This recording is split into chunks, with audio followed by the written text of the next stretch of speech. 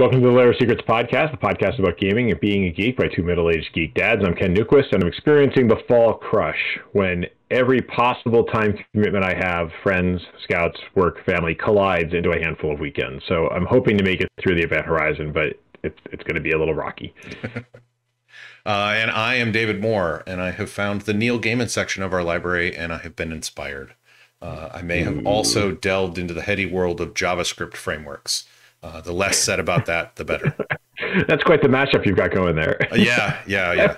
I'll talk about the Neil Gaiman section later on. But what is going on with you this week? I am staying sane by watching hockey, which I don't know that 20-year-old me would ever have been like, oh, yeah, that makes sense. But I'm in the Lehigh Valley, Pennsylvania. We are known for our minor league teams, and so we've got the Iron Pigs during the summer, and we have the Phantoms in the fall, winter, early springish, right? So the Iron Pigs are the AAA affiliate of the Phillies, who you might have heard are in the World Series. Podcast will probably come out in a while, so I'm not going to make any guesses as to what happens during the World Series. But they did make it that far, even though my Mets did not. And meanwhile, the Phantoms are basically the equivalent, like sort of AAA affiliate of the Flyers. So a friend of mine has season tickets, and he's like, "Hey, do you want to go to the opening game?" I'm like, "Yes." Yes, I do.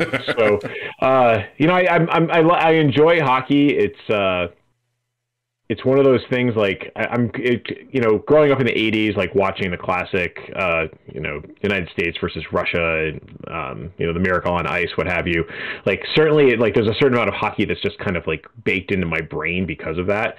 But I think it's just fun to get out and do something in the winter that's not just like sitting on your sofa the whole time, right? So the big thing that was holding me back from hockey was every time I would go to see a Phantoms game, I would get a splitting migraine because the ice is so incredibly bright and the arena is so incredibly dark.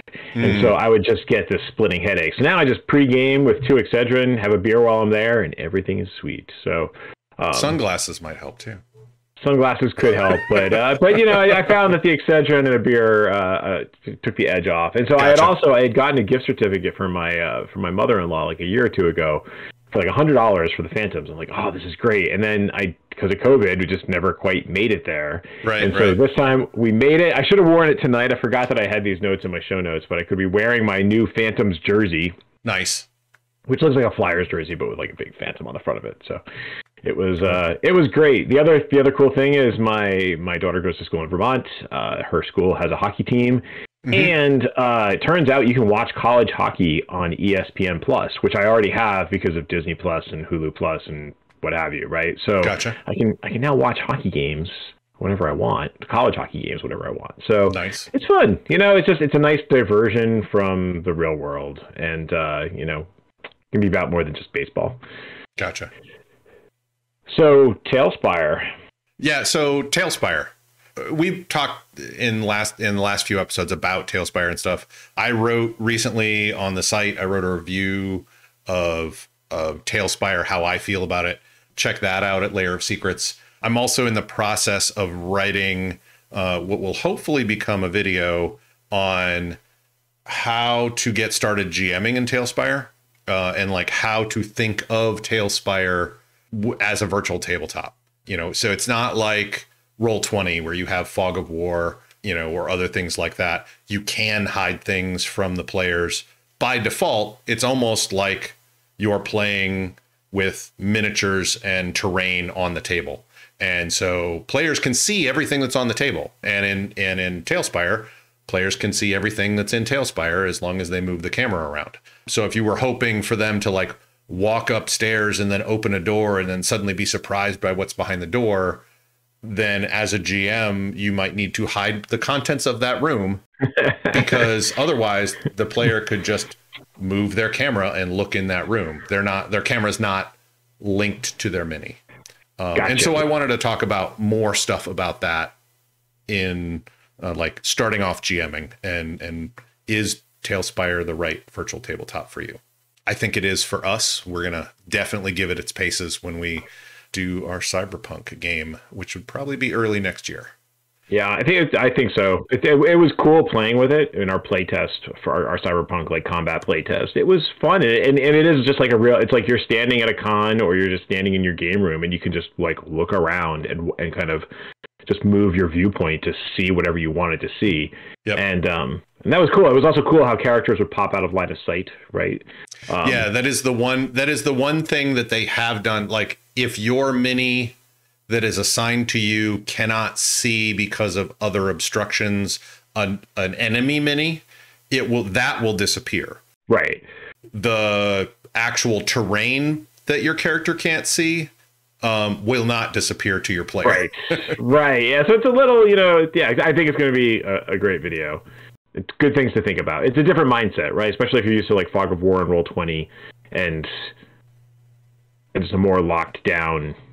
Yeah, like Owlbear Rodeo doesn't have a Fog of War, like a default Fog of War based on the mini, but you can hide certain areas with a manual fog. And there's basically an analog of that in TaleSpire, where you can hide a huge section of the map if you need to, and then just turn it back on.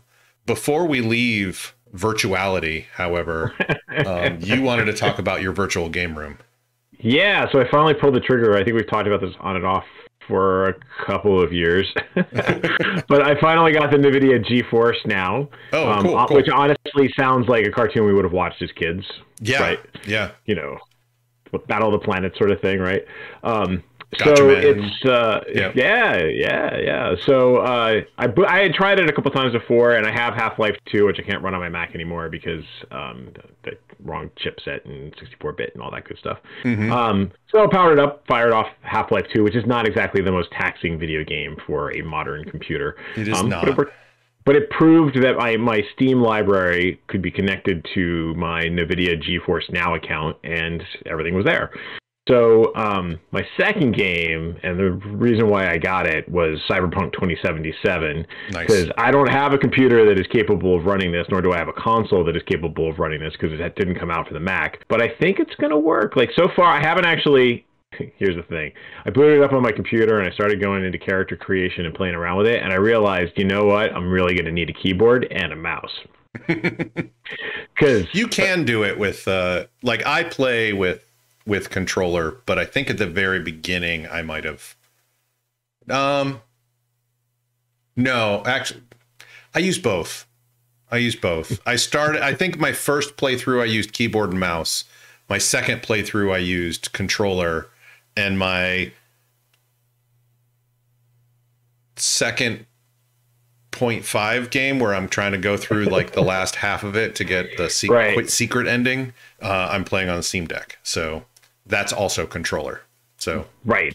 So it's weird. I don't know. I was just sitting there. I had it booted up, and I'm like, yeah, I think I need to focus. I think I just need to do this on my computer on my big monitor, and I'm just going to power it up and like actually use a mouse. And I haven't used a mouse to play a video game in I don't know how many years. It would probably do really well in the combat sections, of which there can be a lot. But I also did find that now I played mostly on Netrunner, which allows for slowed time. Gotcha. Which the controller was fine for. So yes, I can see that. So I'm looking forward to it. I don't know when I will have the time because of the aforementioned time crunch. But maybe when we get into it. For those of you who aren't familiar, NVIDIA GeForce Now is basically, it's an online streaming service. It didn't actually define my terms, right?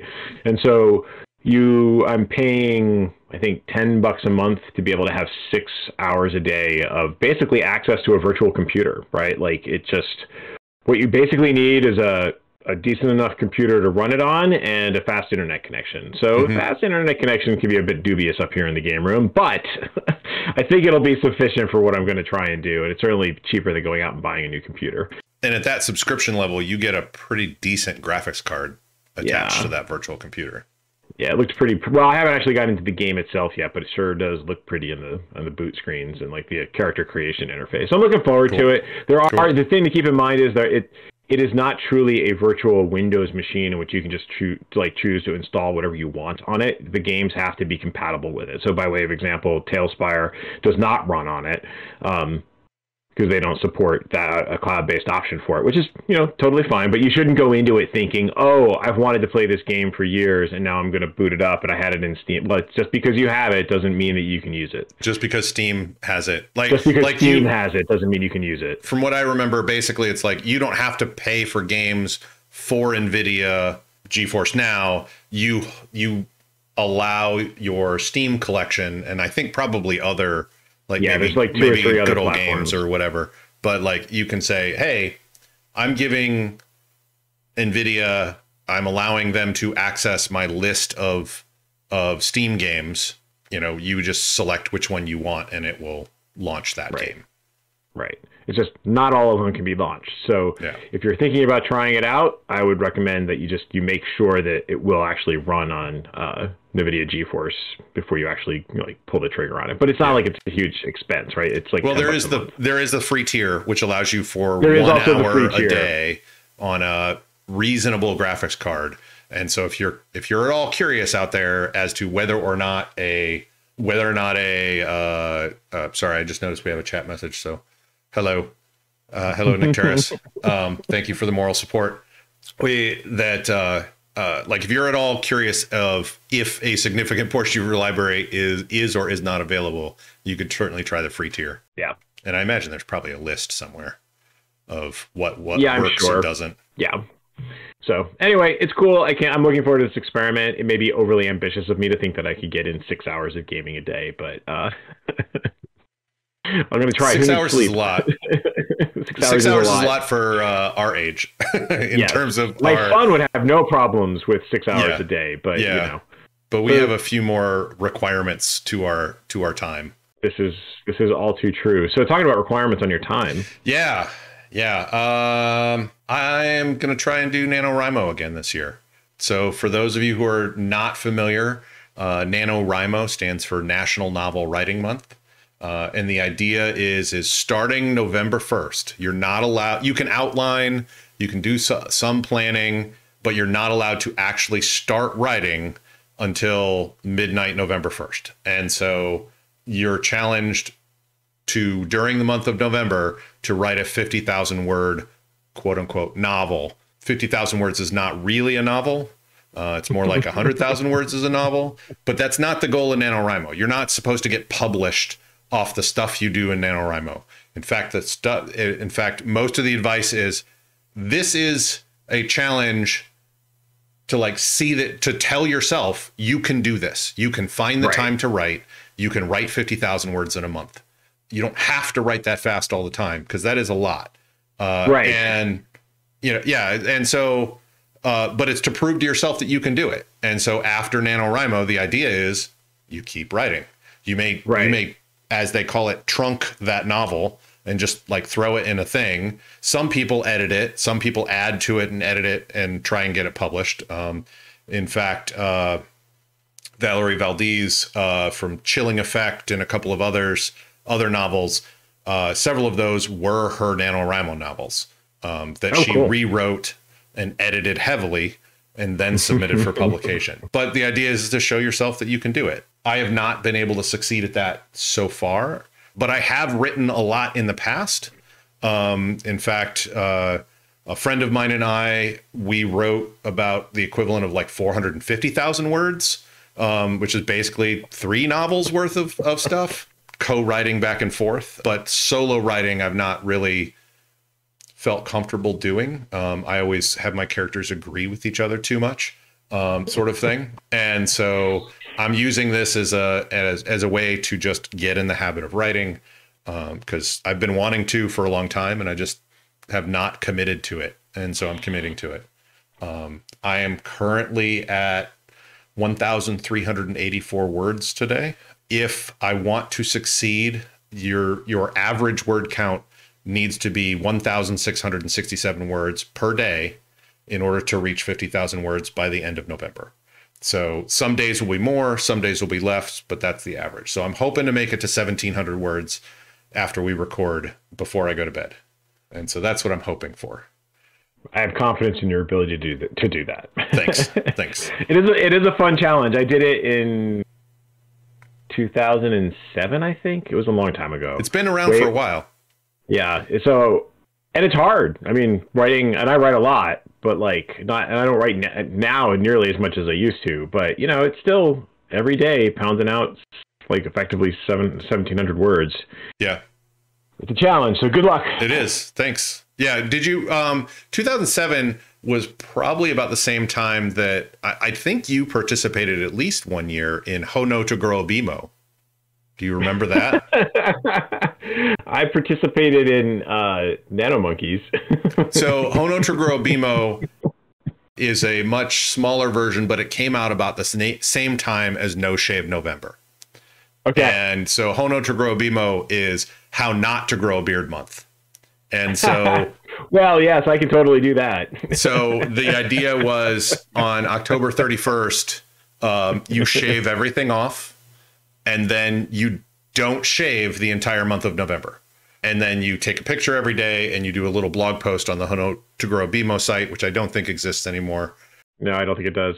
And so you go through and being much younger back then and never having grown a full beard at the time, and I was not the only one this would happen to. It would grow in little patches, you know, there'd be spaces, wouldn't grow very much. About a week or two into it, it would get super itchy. Oh yeah. And yeah, it was, but it was fun. You know, the humorousness on it was, on the blog post was really fun. And so, but yeah, so saying 2007 and having it be the same month, because it was the same month as NaNoWriMo. I think I did, because I think I terrified my son, because he was really little. Yeah. He was a baby, and I shaved off my goatee, and he had never seen me without my goatee. Gotcha. And he came home from my mother-in-law's with my wife, and she went to hand him to me, and he was like, what the hell is this? And I posted some photos on Twitter. That's not and people my were dad. like, what the hell? I've had a goatee since I was like 26. Yeah. Right. So, Yeah. but this is all I can do. I can't do the beard. Yeah. So, I think the only person who really could do the beard was our friend Smar.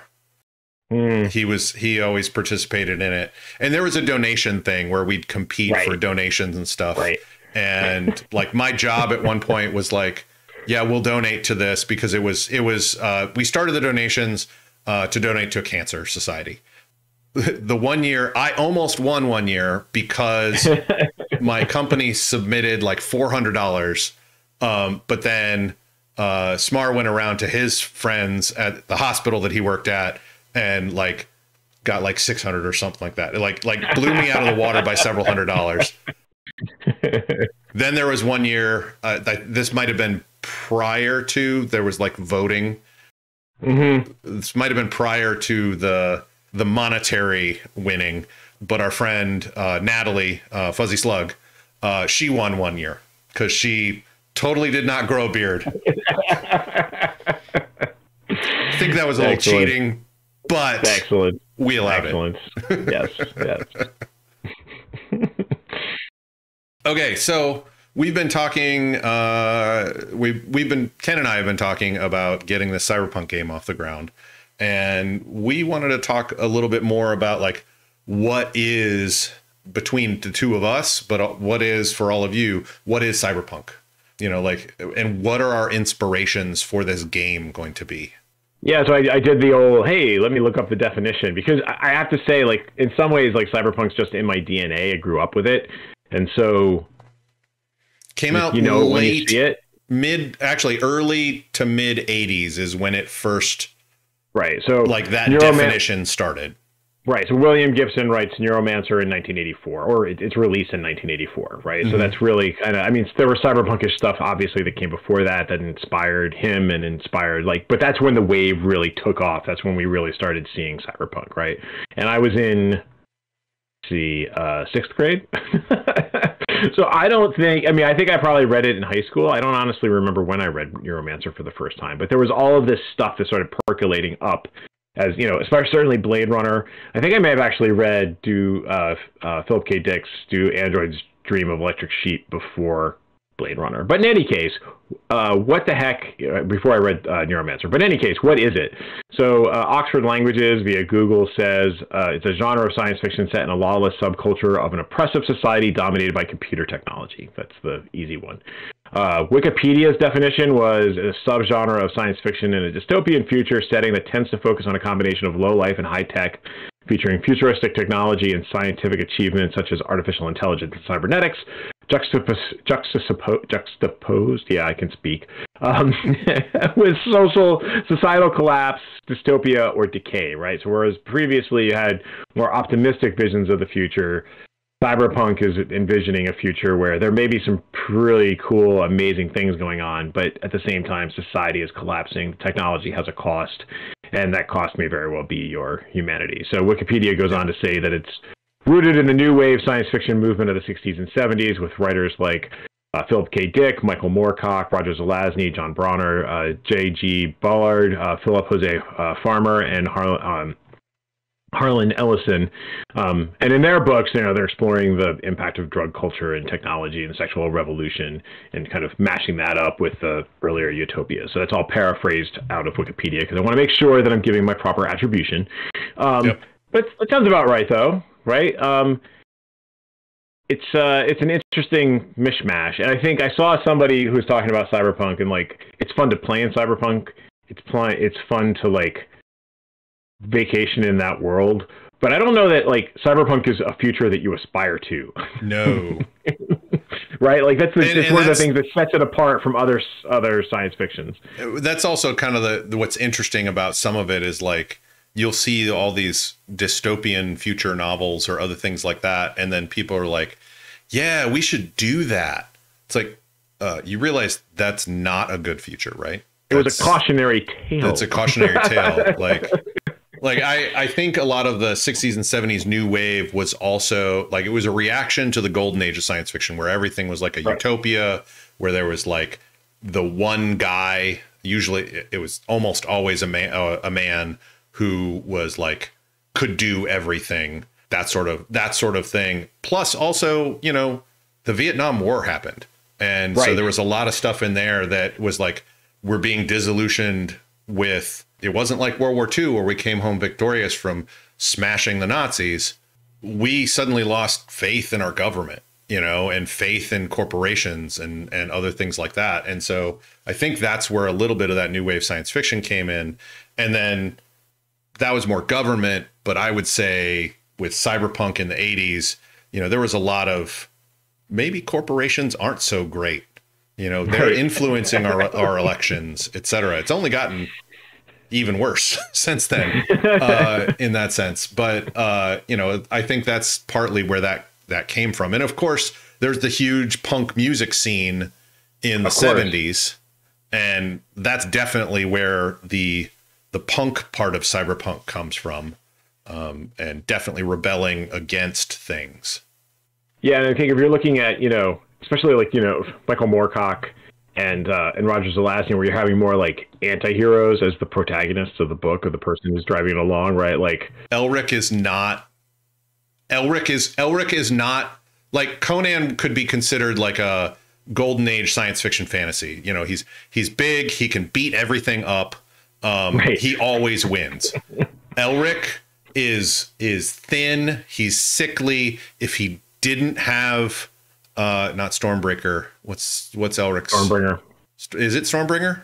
Stormbringer, right? Yeah. I thought there was another sword there too. But it is not Black Razor. It is definitely not Black Razor. If not for Elric's sword that could literally suck the souls out of his enemies and then give that life force to him, he would not survive as often as Conan did. He can't.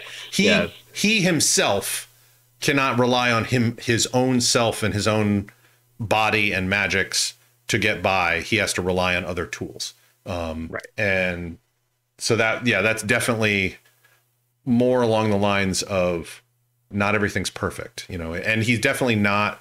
He's cool, but he's definitely not necessarily the hero. Right. And Philip K. Dick, I think, trippy stuff, like just have fun with words and just like his it is truly a trip. And I have to say, when I read Do Androids Dream of Electric Sheep, I was very confused because I saw Blade Runner, then I read the short story, and I'm like, I'm confused. How did they get Blade Runner from Do Androids Dream of Electric Sheep? How did they get Blade Runner from, I believe the word is Kipple, comes from Do Androids Dream of Electric Sheep. And there is portions of it in there.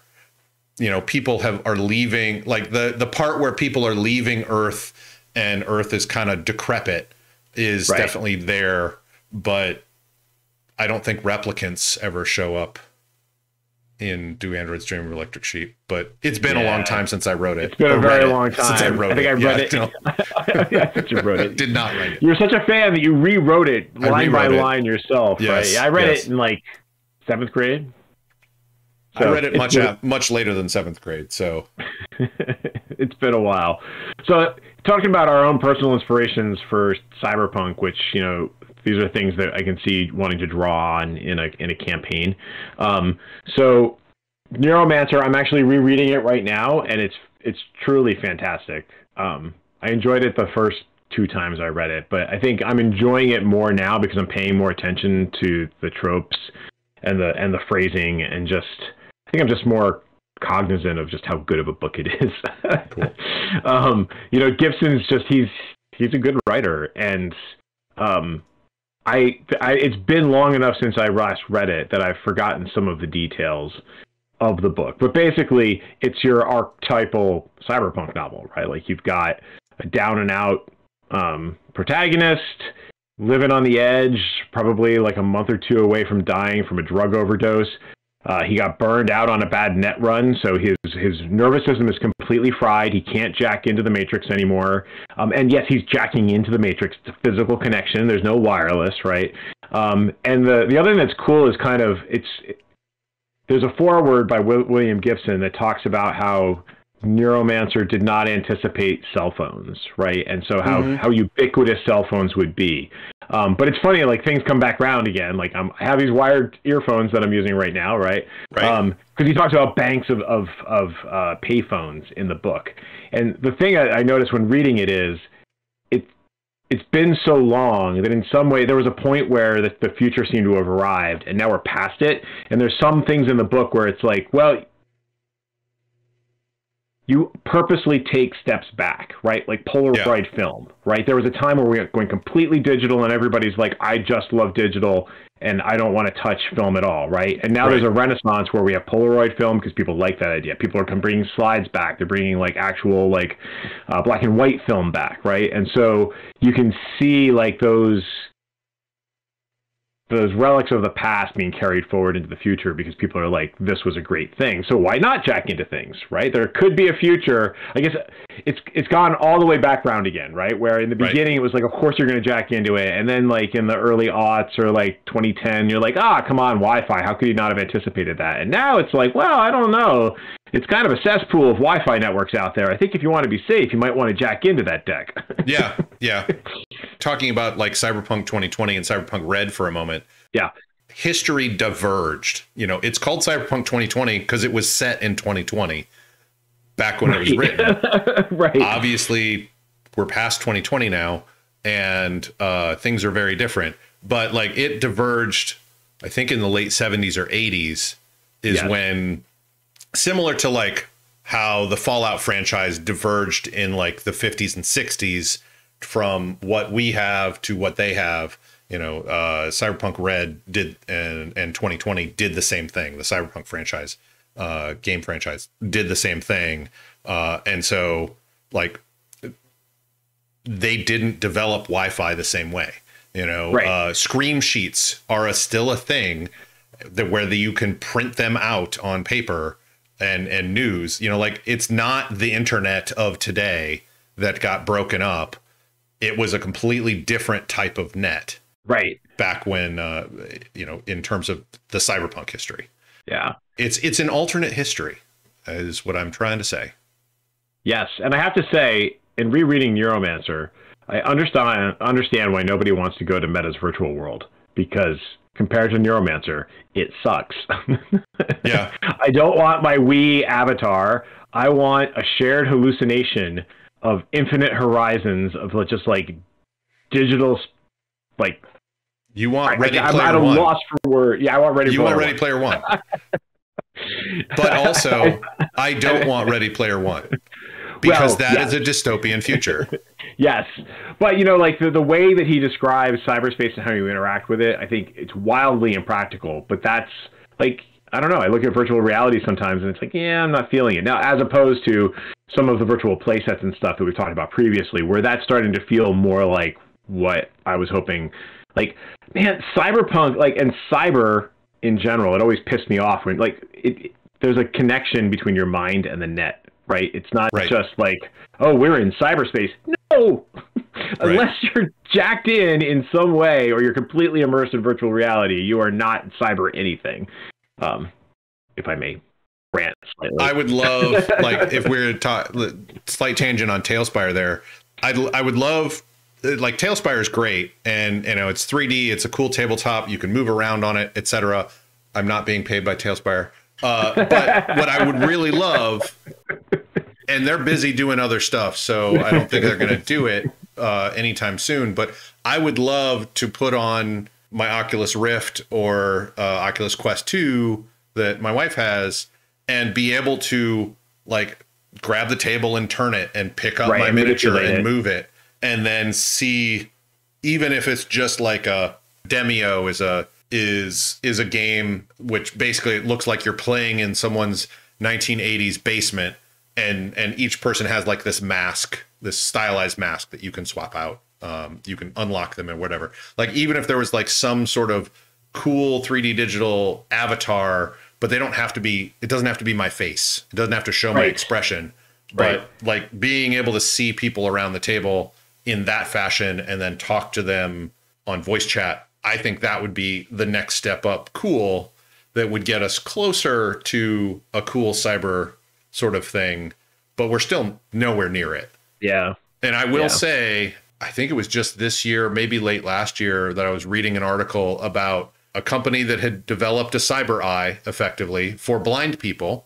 It was very low resolution, but you could kind of see stuff. But then they discontinued it.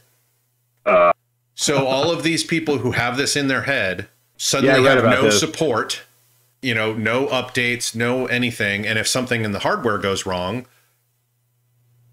whatever, like, the company's still there. They're just like, this isn't profitable for us. We're going to pivot into something else. The idea of having someone put a port in the back of my neck that may or may may be supported in a year. Terrifies me. I used to, like, as an early 20s person, like, getting into Cyberpunk, I thought that would be awesome. And now I'm thinking that is terrifying. Look how long USBs lasted. Come on. Yeah, which USB? Well, we got but they've evolved. There's adapters. USB-A, USB-B, USB-C, USB mini, micro. You just have a ponytail of these adapters coming out of the back of your head. Yeah, you just have a line of dongles, Right. Just keep adding a dongle. It's all good. What happens if it's a lightning cable? What if it's a proprietary port that you can only use, Arasaka tech on? Yeah, well, that is our dystopian future right there for Cyberpunk, right? So exactly. Other inspiration. So I haven't read it. You did. Mike Pondsmith, this is apparently one of his inspirations for Cyberpunk, the role-playing game, which is Hardwired by Walter John Williams. Is it John Williams or Jan Williams? I think it's John. Okay. My father-in-law spelled his name John that way. I have a friend, Jan, who spells his name this way, too. So anyway, okay. All right. We diverge. But Walter any case, J. Williams. There you go. I did read that. I think I read Mona Lisa. I think the order that I read things in the cyberpunk genre, I was already, I believe, playing Shadowrun at the time, and I was like, I would like to read fiction about this, other than the fiction around Shadowrun. I think I read Mona Lisa Overdrive first, And then later on, sometime later on, I picked up Hardwired, shortly after, within a year or so. And it is, there are definitely direct inspirations for Cyberpunk 2020 from that book, like hover tanks, orbital people in orbit dropping rocks on the Earth, all sorts of other stuff, like, of course, cyberware, etc. But like all sorts of other stuff like that. There's an AI in it, etc. And I can see the direct line from Hardwired to that. Like in terms of, like I remember pieces of it. I don't know if I still have the book. It was decent. It was a decent book. I think, going down our list, I don't remember much of Mona Lisa Overdrive or Neuromancer. I remember a heck of a lot about Snow Crash. Yes, I think Snow Crash is probably my all-time favorite cyberpunk book. It's probably my favorite Neil Stephenson book, behind Cryptonomicon's a close second, but maybe a third, because the Diamond Age is also quite good. Yes.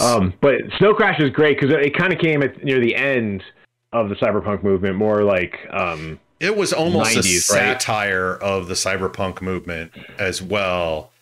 And it was there was a decent amount, unlike many of Neil Stephenson's books that after it was pretty humorous. It was. And it also ended on a pretty decent note. Like they solved the mystery, and there is a mystery in there ish. And they solved the big puzzle thing, and people live happily ever after, which is not normally part of the cyberpunk trope. But I think the humor, actually, I know the humor in it is one of the reasons why I remember it so well. When you have, and in fact, John Scalzi at one point uses the main character. The main character is Hiro, pronounced hero. Hero protagonist is the actual main character's name. Okay. And one of the other characters is YT, which stands for yours truly, or at least that's what she says. And he, Hero, at the beginning of the novel, is a deliberator, and he's driving this this souped up car and super fast, and he's taking turns really fast and stuff like that. And you find out the deliberator is a pizza delivery driver, and he's trying to get to deliver a pizza within 30 minutes or less, because if he doesn't, then the family that has ordered the pizza gets a free trip to Hawaii, and he almost misses the delivery window, sort of thing. And so that's like the opening of that book, and it's like, it hooked me. But that's like on the Animaniacs almost set side of cyberpunk. It's on the kind of, it gets more serious later, but like, it's a good book, but I almost don't consider it cyberpunk. It's got a lot of the trappings, but it's not really like punk. Yeah, I think it loses some of the punk, I think. But, it has your corporate enclaves. It's got I loved the 3-ring binders, right? I guess it was also kind of where I was in my career, right? Like, I could really relate to Hero Protagonist and what he was going through. I loved, the idea of it. One of the main concepts, or the main story in the mystery, is basically this virus that's infecting people's minds and destroying them, which is the actual Snow Crash, right? So that you basically, people's minds are shutting down, and the origin of said technology, which is actually exceedingly old and predates all other technologies, and it kind of goes to the root of language. It was a cool concept. Those are the parts that I really enjoyed. But yeah, so he has fun with it. There's certainly a lot of cyberpunk tropes, but to your point, I don't know, I enjoyed it as a capstone to all of the cyberpunk reading that I had done. But yeah, I get what you're saying. The Diamond Age, I would say, is a lot more on the cyberpunk and the dark side of things. Oh yes, not as much humor. It's interesting. I kind of wonder how much he knew about the movie industry in that one, because they had at one point, the Diamond Age has a really long alternate title. It's I think a young lady's illustrated primer or something. Yes. But basically this little girl has this physical book, but it's also a piece of technology. And when she opens the book, she gets connected to this set of virtual actors, basically, and they have implants in their face to track their facial movements. And then the more implants they have, the more precise that facial movement is, which, if you know anything about how they track facial movements for special effects nowadays, they put lots of little dots on your face and aim cameras at it. That is exactly the same technology that he's describing in the Diamond Age. And I wonder if he knew, if that technology had been developed and he knew about it and just extrapolated from it, or if that's something that has come about since then, which it's pretty cool. And there's a lot of stuff in there about like nanotechnology and other stuff like that, which really started to come into play at the end of like the cyberpunk genre, initial wave of the cyberpunk genre. Like nanotechnology was new at that point in the real world being talked about. Right. And he has fun with cultures. There's a neo-Victorian movement that's happening in the book. And so I think it is much more of a darker, more dystopian future, and there's a lot more of like societal clashes between cultures and like class ranks is much more of a themes of that particular book, whereas Snow Crash is just, yeah. And actually, if I recall it, at one point there are people being used as computing power. Yes. So another book, I've read it. I don't know if you've read it, Altered Carbon by Richard Morgan. I think it was actually a series of books. I just read the first one. I've watched the Netflix series and then the animated series as well, which is really, really good. I have not seen the animated one. I only saw I started watching it, and I think I had a really bad cold or the flu or something like that, and it was just so trippy that I just couldn't, because I was so sick while I was watching it, that it is pretty trippy as well at the very beginning as well. So yeah. But this gives you this series gives you resleeving, which starts getting us into transhumanism, right? The idea that you can take your essential personality and resleeve it into a new body, and then drive that body using that sleeve. So if you're into your transhuman horror of Eclipse phase, that's where we're starting to veer into that area. But it has a lot of other cyberpunk tropes too. Yeah. And Eclipse phase, for those of you out there, that's another tabletop role-playing game out there. Indeed. And which is pretty cool. I haven't played it. The whole transhumanism and things like that is pretty cool. And transhumanism, I'm pretty sure, kind of came out of the cyberpunk movement, but also some of the sci-fi ideas of, we live so far away from things and faster than light travel really isn't possible. How would we get to another planet in another solar system and survive? And so there's like some ideas of like cryosleep, but there's also ideas of, like digitizing your brain and storing it in a giant computer and then just building you another body when you get there.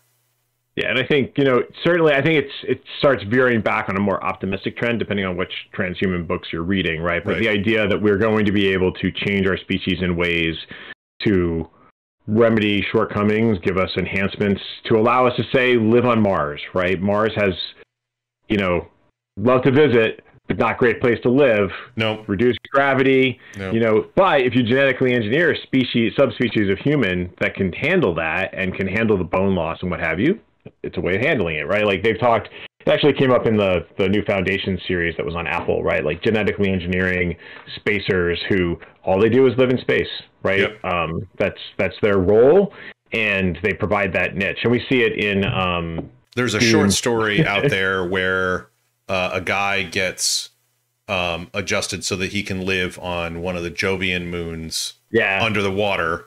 And I think that actually got turned into, I think it's Titan is where he is on. But like I think that got turned into a show on Netflix as well. Oh. I have not seen it, but the description sounds like that short story. And then Lois McMaster-Bujold, before she wrote the Miles Vorkosigan saga, wrote a book called Falling Free, which was about what they call the Quaddies, which are genetically engineered people who live in space, but instead of 2 legs, they have 2 more arms and 2 more hands, because you don't need feet in space. Right. And so part of the same shared universe as the Miles Vorkosigan saga. But again, that's more transhumanism, not so cyberpunk. Cyberpunk's going to say, if you're going to do these things, you're going to loot. Like, if you just keep hacking off perfectly good body parts to replace with technology, you're eventually going to become inhuman. Is one of the driving tropes. Like, because and even we saw it in Cyberpunk Edge Runners, right? The idea of cyberpsychosis, where you become so disassociated from yourself and others that you just like become a raging maniac, right? Yeah. So talking about that's for like replacing perfectly good body parts with enhanced body parts, not replacing medical prosthetic replacements, you know, like that doesn't do anything, at least in terms of like Cyberpunk RED and such like that. But like in terms of the cyberpunk genre, better, faster, stronger, if we go with Daft Punk, Punk is a good, by the way, Daft Punk would be really good soundtrack material for any game in Cyberpunk. But like better, faster, stronger, you know, like it's not $6 Million Man. You're not improved by it. You are improved by it, but there are costs to that improvement. Right. And the cost gets greater as you acquire more and more of this technology and lose more and more of yourself in it. So that's the trope, so we can argue it, but you know, that is certainly what Cyberpunk is shooting for and what part of the dark future is. And various things are reactions against that, right? So talking about movies, I mean, I think The Matrix is probably the cyberpunkish movie that people know the best. It certainly pulls in so many different tropes into it. And even in that, like, you're plugged into spoilers. I don't think we need spoilers most anymore. Of the time you're plugged into the Matrix, the titular Matrix. And you're trying to get back to something resembling like a human life. And so it's got the style. It's got the style over substance. It's got like, definitely. You can't just kick ass. Yeah, you don't go in a jeans and t-shirt into the Matrix when you're going up against agents. You go in like leather and with tons of weapons and cool sunglasses and weird cell phones. Yeah, it's definitely style over substance there. Yeah. Yes, and you're going to look good doing it, right? And so I think the Matrix really just captured all of that, and just the style, right? The look, the view of it. That's what I thought the Matrix would be like.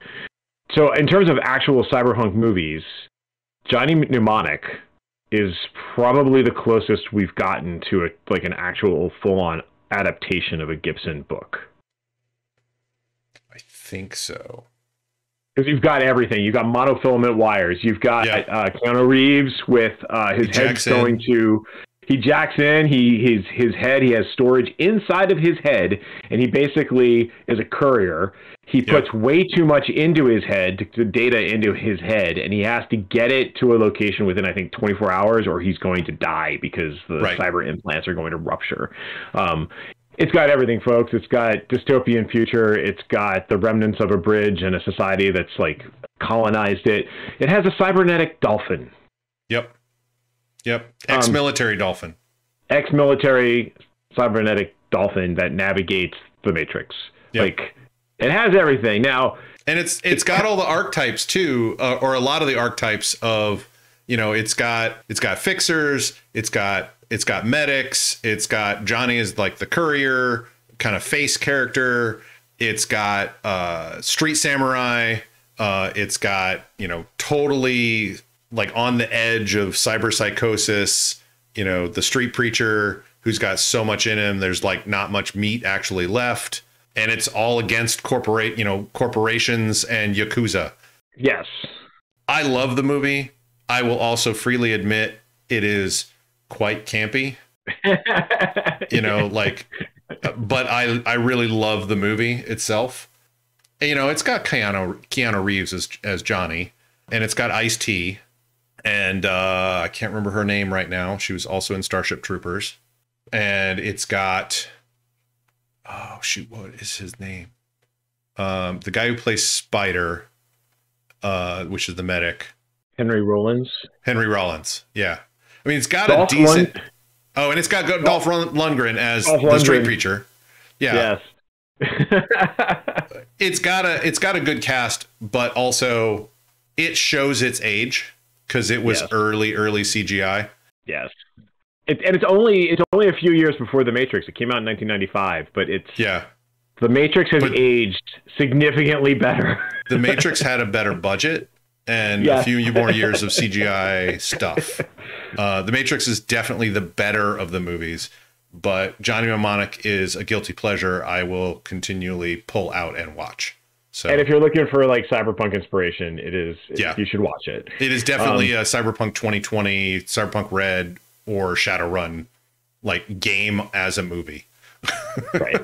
I think so. Max Headroom. I throw this out there. I think. Oh, definitely. Yeah, I mean, just like the whole like 20 million channels and nothing on, and railing against fighting against the corporations, digitized human being living in your television. Yep. Transfer didn't go quite right.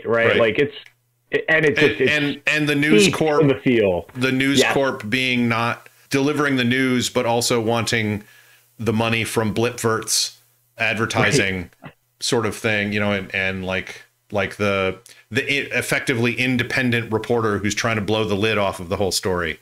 That is definitely, I hadn't thought about that, but yeah, Max Headroom is definitely Cyberpunk.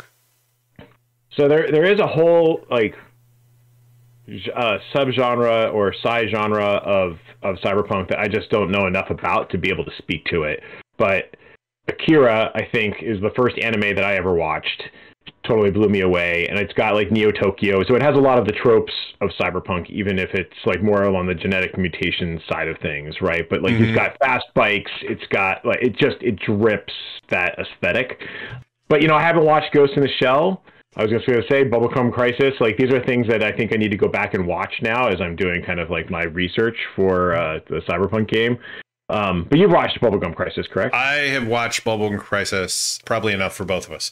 I really liked it. I discovered it in the early 90s, and it is directly inspired by Blade Runner. You have arcologies, you have the giant arcology buildings that are run by a single corporation, and most of the people who work there live in that building.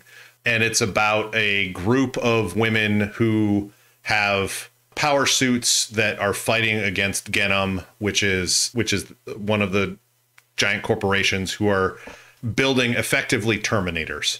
And so it's like, what happens if you take Blade Runner and Terminator and put them both together and then have a Sentai super team in power suits fighting against the evil corporation? I don't understand how I didn't watch this, so clearly I need to go back. Now Kira is inspired by the manga of the same name, but like it's more, it's set in Neo Tokyo, and one of the characters starts to develop, like basically gets exposed to mutation and starts developing telekinetic and mutated abilities, and like just becomes increasingly powerful, and everybody's just trying to deal with it. There's a lot of screaming and a lot of yelling, but it was really great. Yeah, in college, my friends and I, we had a tagline for Akira, which is, he dies, she dies, everybody dies. Right. That's actually fairly true for what I would consider core Cyberpunk, is live fast, die hard, better to burn out than to fade away, if you want to pull in a Highlander quote there. Right. But like, it is all about, as we said earlier, style over substance, but also it's not, the characters in those things are not there to have a happy ending per se. They're a lot of times they're fighting against things. Sometimes they win, sometimes they don't. Most of the time they don't survive the end of the story. Right. Like Johnny Mnemonic, the movie ends on an upbeat note, but I don't know that the book did. And it's been a long time since I don't know that I ever read the book. But yeah, like Akira does not end on a good note. No. And Neuromancer, is like, it may end on an up note that, he gets what he wants, but he's still like, he starts off, and he's already, burned out. and he doesn't really get a whole lot better from there, but he's still compelled to keep fighting. Right.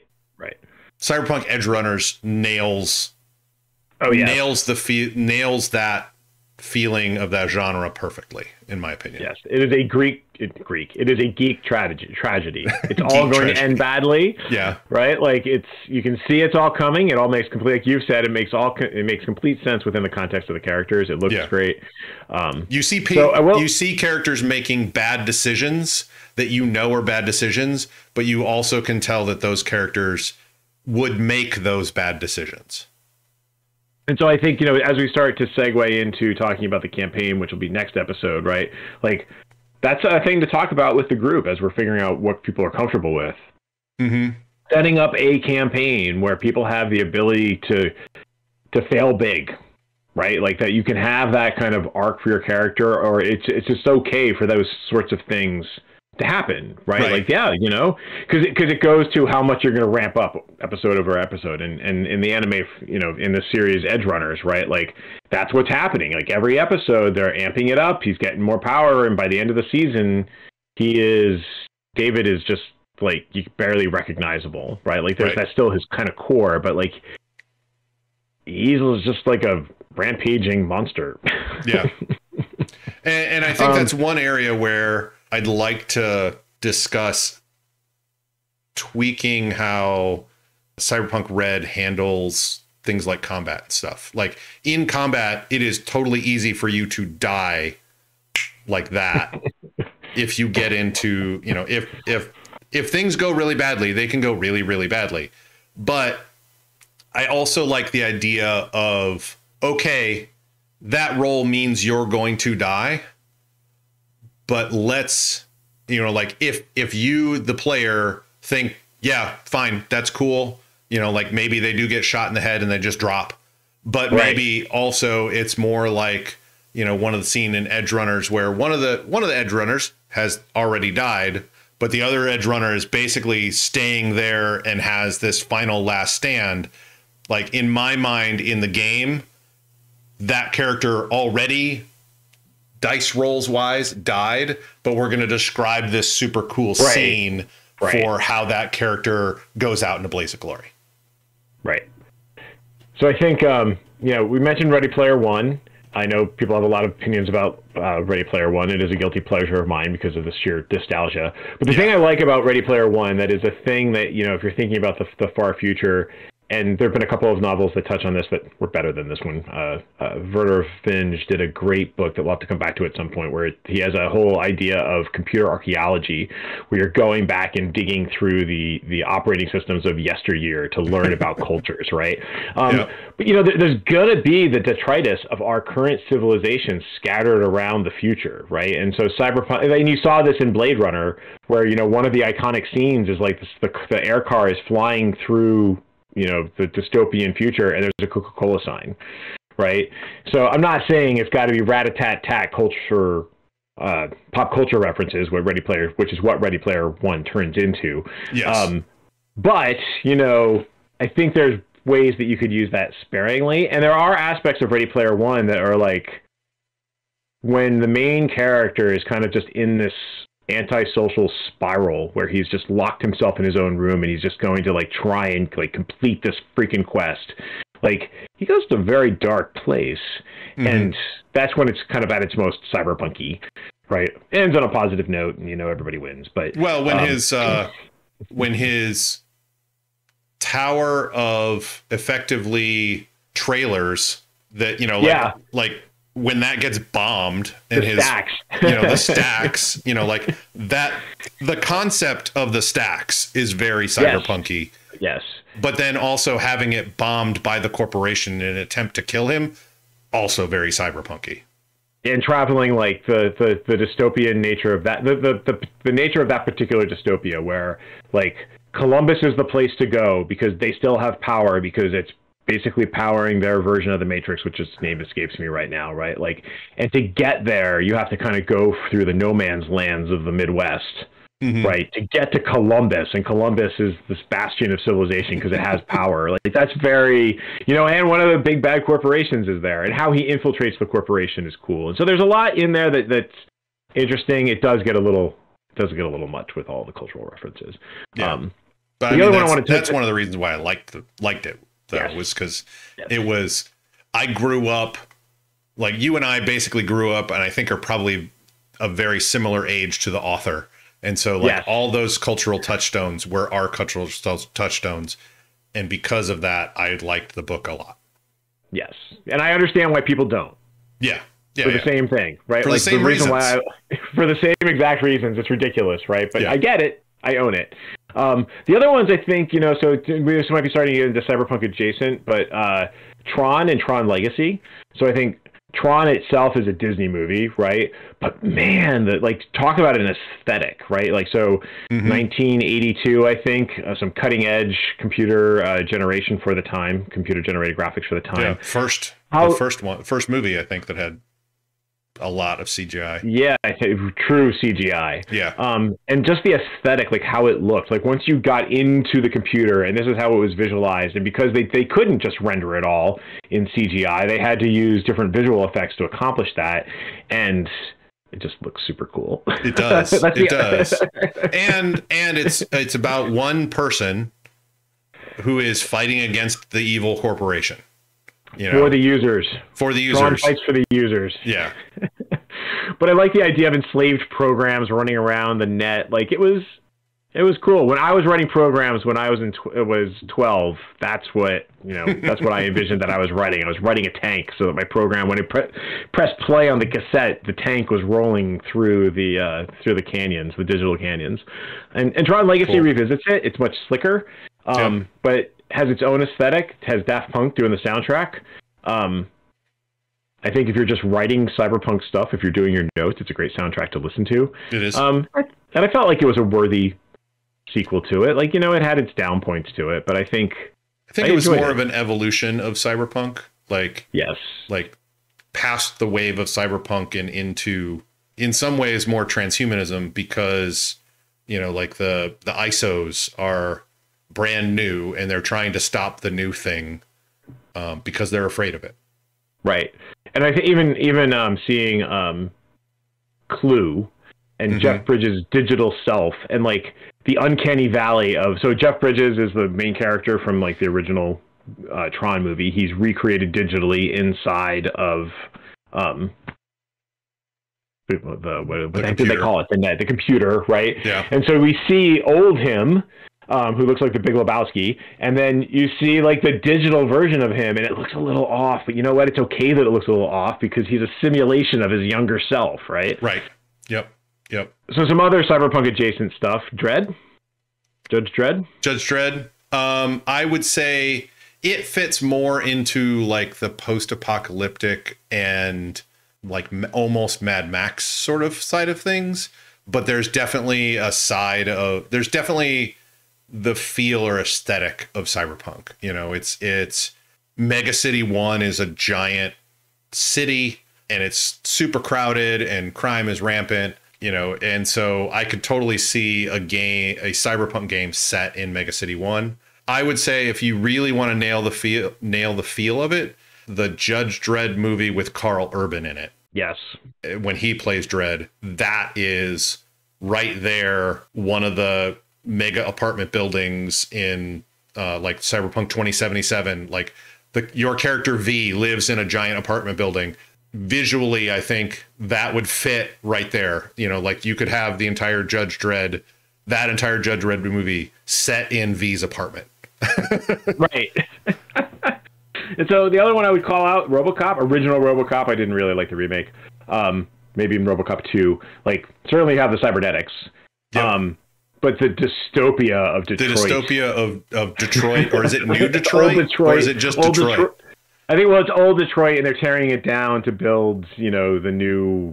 I don't remember what they call it. It's been a while since I watched RoboCop. Yeah. Well, I remember RoboCop 2, they were trying to evict a bunch of people so that they could basically gentrify the area. Right. And I would say RoboCop and RoboCop 2 would still fit. And, Ed 209 is a lot like Atom Smasher and stuff like that. Like having drones or having... And actually, in Cyberpunk 2077, there are effectively things that are Ed 209s walking around on like Arasaka facilities and stuff like that. Yeah, I would say that you could fit RoboCop into a cyberpunk era. So I think talking our current touch points, certainly we've beaten Cyberpunk Edge Runners to death, but it's good. You should watch it. If you're looking for inspiration, it is definitely worth watching. I put Love, Death, and Robots on here. I think there's a number of short. I've really enjoyed. I guess we're on the third season of Love, Death, and Robots, which is a couple of different animation styles, often anime, but not solely anime. Runs on Netflix. The first season, I think, had the most episodes. Subsequent seasons have had, like, I think 10 episodes each. But definitely some of those have touched on the themes of cyberpunk, either dystopian futures, hybrid, hardware, all that kind of good stuff. The 3 Robots series that are in each season, not truly cyberpunk, but has the same snark and like disdain for society or what was society and humanity. I think that would fit with cyberpunk.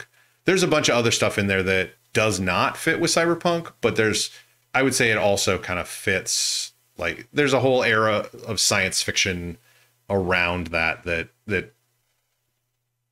not only is good, but I think you could mine for cyberpunk games. Yeah. Then William Gibson actually has a new series out. It's based on his book, The Peripheral. It's currently out on Amazon. Not quite cyberpunk in terms of like cyberpunk as we know it. I didn't read The Peripheral, so I'm actually enjoying seeing where this is going. It's more like you're interacting with humans in an alternative timeline. This all shows up in the first episodes. This is not spoilers. I honestly don't understand what's happening right yet because I've only watched like the first 2 episodes and they're like kind of teasing things along, but there are some interesting things with time and people's places in it. And how different time streams, I guess, interact with one another. So there's a lot going on there, but there's certainly, it's manifesting as like virtual reality. People, the main characters think they're in a virtual reality to start with. And so there's certainly, I think, going to be some tropes carrying over from... I think that's where I thought it was like proto-cyberpunk, like pre-Neuromancer. But from what you're saying, having actually watched it, it may not be. Not at all. No. This is much more about there is something going on further down the timeline, and the time of that timeline is interacting with a near future timeline that is still ahead of where we're at, and it's going to be interesting to see where it all goes. Not time travel per se. I will bump it up on my list. It's more multiverse, it sounds like, and where time flows differently in different multiverses, sort of thing. And you can have different, like you have splinters, and those splinters become basically a fragment off of the main timeline. Gotcha. And so when you're interacting with the past, you're actually interacting with a splinter. I think, again, like this was just based on like the first episode. Yep. Good stuff. I think folks will enjoy it. I am curious. So I've heard Black Mirror referenced as a cyberpunk adjacent. Near future often involves horror involving technology. I've never watched it. I have never watched it either. Because my headspace was never quite right for it. Yeah. But what I'm curious about, and I was gonna, I think before this episode drops, I want to ask people out on Twitter about it. I am curious for people who didn't grow up with Cyberpunk, didn't grow up with Shadowrun. What was your inspiration? Like, where did you come into it? Was it The Matrix? Was it your dad making you watch The Matrix? Or your mom making you watch The Matrix, right? Like, was it the new RoboCop movie? Like, how did you come, or was it, Cyberpunk 2077, right? Like, what got you into Cyberpunk as a game? What drew you into Cyberpunk 2077? Was it because it was CD Projekt Red and they made The Witcher and you love The Witcher? Let's try this science fiction thing. And then did you stick with it? Obviously we're hoping they stuck with it. Right. Because a lot of people did not because of the unfortunately less than stellar launch quality. It seems to have ended. Seems to have found it landed nailed the landing eventually, but it was like. And there's a huge resurgence of it because Edge Runners came out like a week or so ago. I think it was the most played game on Steam like the most concurrent players of a game on Steam for a while. And so, yeah, it's definitely come back from its initial poor launch. Yep. So that's where we're at. I think when it comes next up, we're going to be talking about like what we're looking to do for the campaign. I think our intention is sometime in the new year, 2023, we'll be running another thing like we did with Scum and Villainy, probably 6 episodes. That sounds about right. Maybe 8, maybe a little less. We'll see how it goes. Mm-hmm. I'm planning on running it. I am avidly reading the book. We did have some requests for watching character creation, or at least, talk about episode 0 sort of thing, depending upon how quiet things are during that. I think it could be really cool. I think it could be really cool as long as we're like not nose in a book trying to figure out what thing to roll on, but instead, like talking about characters. I think that would be cool. Right, because listening to us just rustle pages. Wow, well, no, I thought that was on page 187. See, there's this little call out here that sends you to the right place. Yeah, I think what we'll do for sure is we'll stream it on Twitch. Right. But we may not release it as a podcast or release it on YouTube. So let me go ahead and say thank you for listening. And for those who are watching on Twitch right now, thank you for watching.